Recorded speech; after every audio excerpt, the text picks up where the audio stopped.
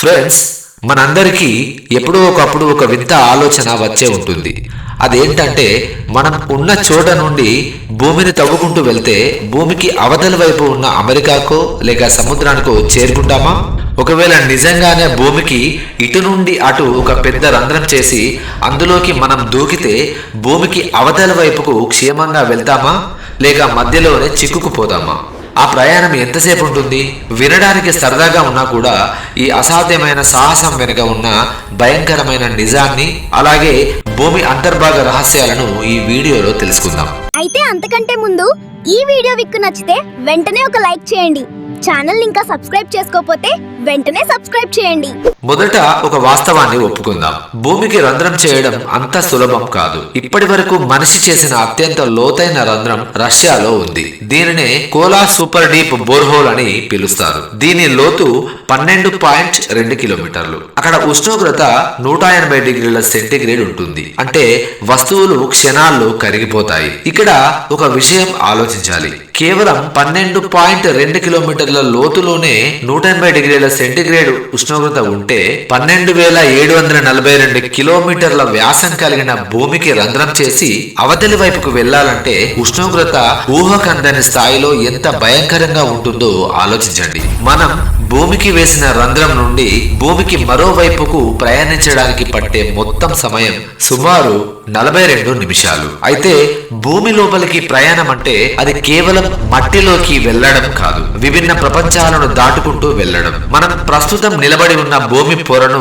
Crust అని అంటారు. ఇది కేవలం 35 నుండి 70 కిలోమీటర్ల లోతు మాత్రమే ఉంటుంది. మనం చేసే కోల్ మైనింగ్, గోల్డ్ మైనింగ్ అంతా ఇక్కడే జరుగుతుంది. లోపలికి వెళ్లే కొద్దీ మనం ఎదుర్కొనే మొదటి సవాలు తీవ్రమైన ఉష్ణోగ్రత. భూమి యొక్క కేంద్రం వద్ద వేడి సుమారు 6000 డిగ్రీల సెంటీగ్రేడ్ ఉంటుంది. అంటే సూర్యుడి మీద ఎంత వేడి ఉంటుందో అంత వేడి అన్నమాట. ఏ మెషిన్ కూడా అంత వేడిని తట్టుకోలేదు. ఈ ఉష్ణోగ్రత వద్ద వజ్రం కూడా ఆవిరైపోతుంది. ఇక మనిషి నిర్మించిన ఏ వస్తువైనా క్షణాల్లో కరిగిపోతుంది. సరే, మన దగ్గర వేడిని తట్టుకునే ఒక అద్భుతమైన మ్యాజిక్ స్పేస్ సూట్ ఉంది అనుకుందాం. ఇప్పుడు మనం ఆ సూట్ వేసుకొని భూమి రంధ్రంలోకి దూకాం. మనం భూమి రంధ్రంలోకి దూకినప్పుడు గురుత్వాకర్షణ శక్తి మనల్ని భూమి కేంద్రం వైపు బలంగా కిందికి లాగుతుంది. అప్పుడు మన వేగం గంటకు 1000 కిలోమీటర్లు చేరుకుంటుంది. ఎంతంటే దాదాపు గంటకు 29,000 కిలోమీటర్లు. అంటే ఒక విమాన వేగం కంటే 30 రెట్లు ఎక్కువ వేగంతో మనం కిందకి పడిపోతూ ఉంటాం. కానీ ఇక్కడ ఒక సమస్య ఉంది. లోపలికి వెళ్లే కొద్దీ గాలి ఒత్తిడి విపరీతంగా పెరుగుతుంది. ఎంతంటే అది గాలిలా కాకుండా చిక్కటి తేనెలా మారుతుంది. ఇది మన వేగాన్ని తగ్గించి మనల్ని ఒక దశలో ఆపేయడానికి ప్రయత్నిస్తుంది. ఇప్పుడు మనం క్రస్ట్ నుండి, అంటే మనం నిల్చున్న భూమిని క్రస్ట్ లేయర్ అంటారు అని మనం ముందుగానే చెప్పుకున్నాం కదా. ఆ క్రస్ట్ నుండి మ్యాంటిల్ లేయర్ చేరుకున్నాం. అంటే మనం క్రస్ట్ దాటాక మ్యాంటిల్ లేయర్ 2900 కిలోమీటర్ల లోతు వరకు ఉంటుంది. ఇక్కడ రాళ్లు ద్రవ రూపంలో ఉండి ఎప్పుడు కదులుతూ ఉంటాయి. అగ్నిపర్వతాలు వెదజల్లే లావా ఇక్కడి నుండే వస్తుంది. దీనినే మ్యాగ్మా అని అంటారు. సరే, ఇది కూడా మనం విజయవంతంగా దాటి ముందుకు వెళ్తే వచ్చే లేయరే ఔటర్ కోర్. ఇది 2900 కిలోమీటర్ల నుండి 5150 కిలోమీటర్ల లోతు వరకు ఉంటుంది.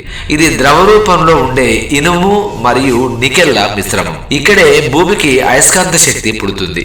అంటే భూమికి గ్రావిటేషన్ ఫోర్స్ ఇక్కడే తయారవుతుంది. మనం ఈ ప్రయాణంలో ఇప్పుడు ఔటర్ కోర్ లో ఉన్నాం. అయితే ఔటర్ కోర్ నుండి సుమారు 20 నిమిషాల ప్రయాణం తర్వాత మనం భూమికి సరిగ్గా మధ్యలోకి చేరుకుంటాం. దీనినే ఇన్నర్ కోర్ అని అంటారు. అంటే మనం భూమిపై నుండి 6371 కిలోమీటర్ల వరకు ప్రయాణించి భూమి యొక్క కేంద్రానికి చేరుకున్నాం. ఇది భూమికి గుండె వంటిది. ఇది ఘన రూపంలో ఉంటుంది. ఇక్కడ ఉష్ణోగ్రత సూర్యుడి ఉపరితలంలో ఉన్నంత వేడి ఉంటుంది.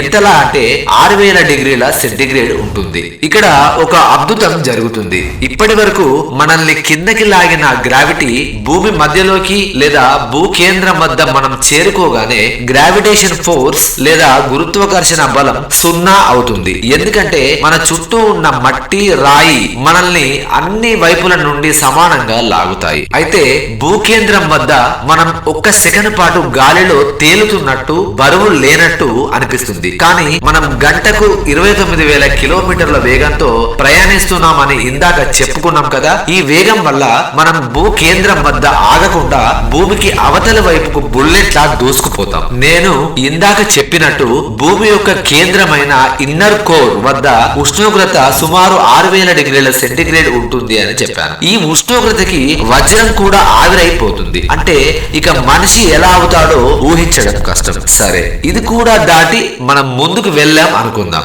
ఇక్కడే అసలు ట్విస్ట్ ఉంది. ఇది అత్యంత ప్రమాదకరమైన ఘట్టం. భూమి ఊరికే ఉండదు కదా, అది తన చుట్టూ తాను తిరుగుతూ ఉంటుంది.